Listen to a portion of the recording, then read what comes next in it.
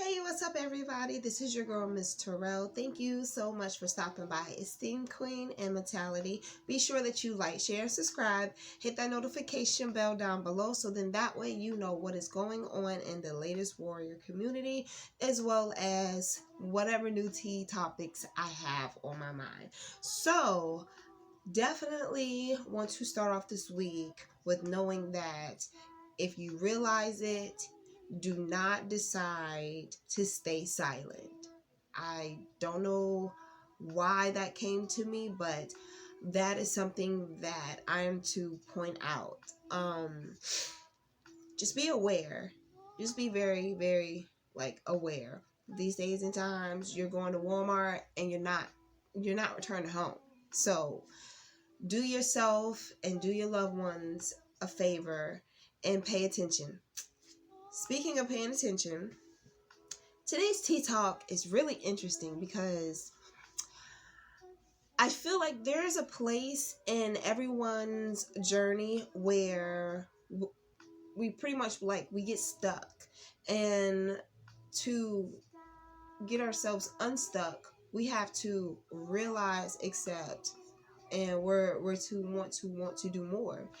And I think I did a video on that. I have like a couple of videos. So somewhere in the mix of there. But what I wanted to point out about that is that there's a difference between you being stuck and then there's a difference between you being lazy.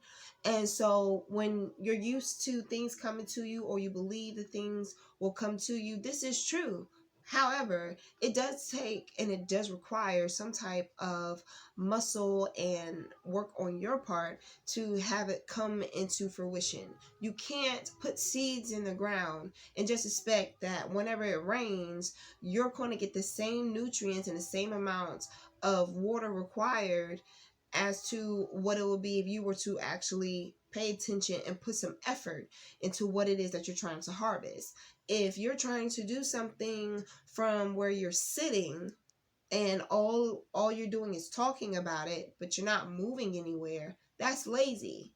But if so happens you have an idea of what you want to do, you put your plan together and then you put it into action, but you stumble across a spot or in a place where it becomes somewhat of a stagnation, becomes somewhat of a situation. From there, you become a person that has to take care of what's in front of them when it's happening, than to worry about what it is that they're trying to progress moving forward with. Okay, so that is called being stuck.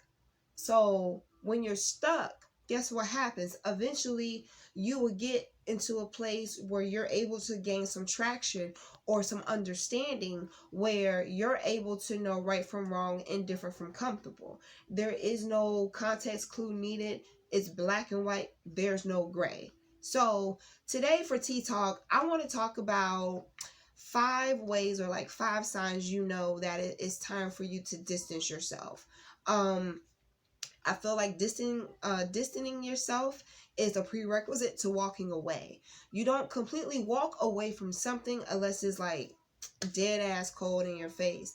But on the flip side, for the ones that do have compassion and some type of genuine emotion or feeling invested into a relationship that we feel like deserves that respect, for us to take a step back, realize what's going on, and then proceed forth with a proactive plan, then let's have a queen and king conscious talk about the 5 ways or signs to know when you need to distance yourself. Not because you're just trying to get away from someone, but because you care about your self-care first and foremost. That is a priority. Self-care and self-love does not share no, 1, 2, 3. That's all number one. Self. Emphasis on self. So let's talk about 5 ways. Number one, I can tell you off the top, is uncontrollable. Like, if you don't have any type of hand on anything that's happening, or for me, if the main things in your life are seeming to not be possible for you to sustain, maintain, contain, realize it's your responsibility, that can be a red flag. it could be a really big red flag, because if you have no control, you have no say so. You have no say so because of why. Either they need to step up or they need to step out on faith and get that together. But it's not your responsibility to control someone else's situation. When you become a person that feels like you have to help control everything, you eventually will exhaust your energy on something else, someone else. And when the time comes for you to be able to enjoy your harvest and what it is that your crops are to bring to fruition for you, you're fucking exhausted. So no, you cannot control what they can't control what they have going on. That is a sign that it may be time for you to distance yourself. More or less the same thing. It's parallel. Like, look, you need to get yourself together. You need to keep yourself together. So at the end of the day, you're not hurting each other by giving each other space. But when it becomes a thing, it's overflowing, and it's always a thing of, well, this and this and this and girl, it's like, get it together. You know what I'm saying? Give them some space. And when things seem to be right, things will fall back into place. Things will fall back into track. And notice I said into track. You know what I'm saying? You can't go nowhere with no traction. So once things fall back into track, then, if it's meant to be, it will be. If it won't, then great. You don't have to worry about the whirlwind of someone not being able to control what they have going on. So if you seem to be like uncontrollable, your situation seems to be uncontrollable, I'm going to give you and I both space. We both need decent blood pressure and cholesterol levels, and I'm trying to keep my blood sugar down. So stressing me out is not going to help. Number 2 kind of goes into number 1, just irresponsibility. So happens, everyone knows that first check of the month, if you do your money right, for me, I feel like your last check of the month should be like the check that takes care of everything, because then going into the new month, and while everyone is sitting there saying that they don't have anything, you're in a position where your beginning of the month check, you can go and do what you need to do. You know what I'm saying? However, whatever. I mean, everyone's different, but that's neither here nor there. But when I say irresponsible, I mean like you're going out and you're partying every single night, and then you're like, hey, like say for instance, yeah, you're going out every night, and then, so happens like, you call that friend if y'all work together, and you're like, hey, can you work for me? No, I'm not going to work for you. Like, you've been out all night, every night. That's not going to be possible for me to work for you. So I suggest you get up, like you've gone to these places that have held you to be irresponsible, and you need to work, drunk and all. Point blank, period. This builds character. So I'm doing you a favor. I'm not working for you. You have that friend that will blow all their money, but then it's like, it's time for them to take care of their responsibilities. They act like they don't know what that is. 9 times out of 10, that's how many times they've been put out on their ass, because they can't keep up the count. And if they don't know, ain't no point in you trying. You just gonna stress yourself out and be broke with them. So like, no, realize you work for you, you maintain for you, you take care of your livelihood for you. It's when you're irresponsible, nah. I feel, as queen and king conscious people, I feel as if like, if so happens you're going to help someone, of course, let it be genuine. But at the same time, you got to know someone, again, that's being lazy or stuck. You know what I'm saying? Like, if I see someone out here really doing what they supposed to do and putting their right foot forth, and they're like, hey, I need a couple of dollars. Cool. 1, show me the invoice if it's a bill, and 2, sure, you know what I'm saying? No problem. Meet me where you need me to be at. You know what I'm saying? And they know off top, like, if you hang with independent people, if you have independent people around you, that are, inspirational and influential to you, you're going to find yourself hustling just, in the same race with them, side by side. So I don't feel like it will be likely for you to need anything, but it does happen. So if they're irresponsible, being that they're going out, just being just straight up, just like not even conscious, they just throw out their wallet and do whatever. But then they're always like, hey, can you do me a favor? Can you do me a favor? It's kind of like, you might want to distance yourself. Let that person get themselves together. Codependency is number 3. Someone that's always just like, I think the number one line that someone can use on someone to show some type of codependency in someone else is you say something like, oh, you'll never find someone like me. As if like you're the best thing out there.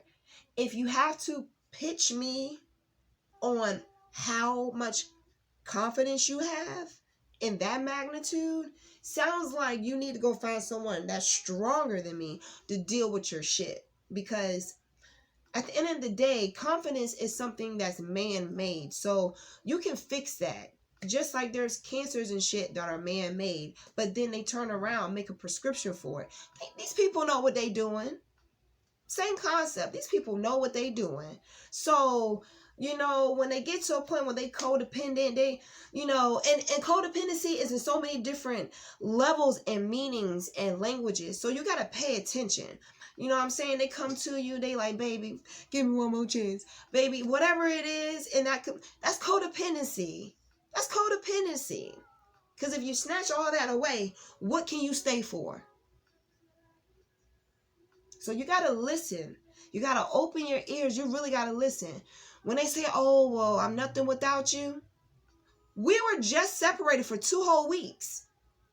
So why do you always try to seem like you more together being apart than what it is that you're telling me? Someone says they can't live without you. Child, they better have holes in their clothes. They better find the most raggediest shit that they can put their hands on. Because it's snowing outside. I don't know. Check on my pet children. But, yeah. You know, like, you should really have your shit sideways if you can't do without. You know what I'm saying? But that's codependency. And you got to look and see and make sure that what people say are leveling up to what it is that they're trying to express to you.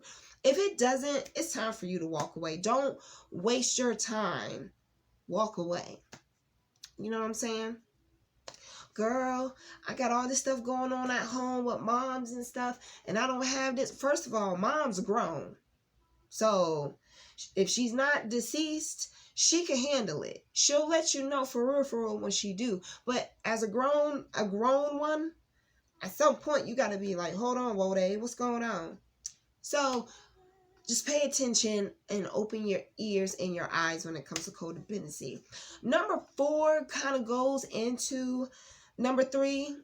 So number 4 is the hangman. We all have played this game. And pretty much you dangle over what it is you feel like this person will feel guilty about or feel conscious, or more, I guess you could say they have a higher conscience sensitivity. If so happens they were to say something like, well, what I've done for you, great, that's what friends are for.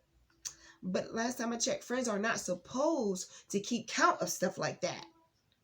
You know, I thought in the kingdom mindset of queen and king conscious people, you're supposed to be grateful for me being able to do for you, not remind me of what or you know what I'm saying? Like, it's not for you to put over my head, kingdom thinking wise, to say I've done for you, this is what I've done for you, and then turn around and be like, well, you need to do for me. Well, hold on, what I need to do is distance myself because you owe no one any favors. You owe no one any blessings. And when you decide to do both of those, that's you doing it from the heart if it's for the right reasons. So again, you got to open your ears and your eyes and listen.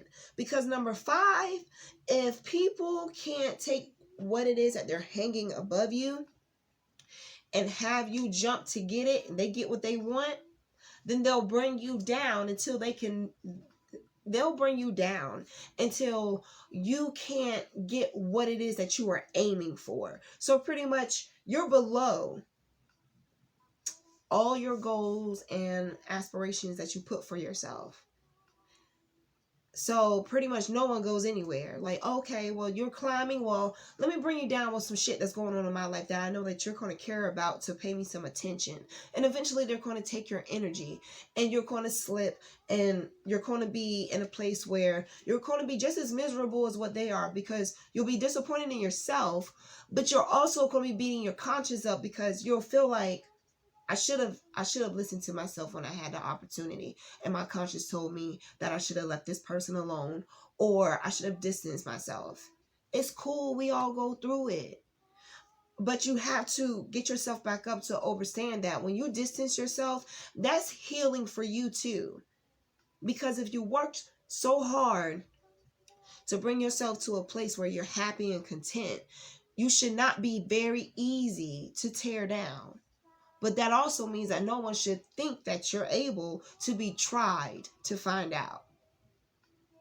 So at the end of the day, I got tons more that I could say about this, but my voice is leaving, and so will I. So be sure that you like, share, subscribe down below. I'm so sorry. And be sure that you also head over to esteemedmentality.com. We have a couple of different raffles and giveaways happening, and we have some new devotionals up. So be sure to show and express that you love someone by sending them a video, a clip, liking, sharing, or hitting that notification bell. I'll holler at y'all later. Bye.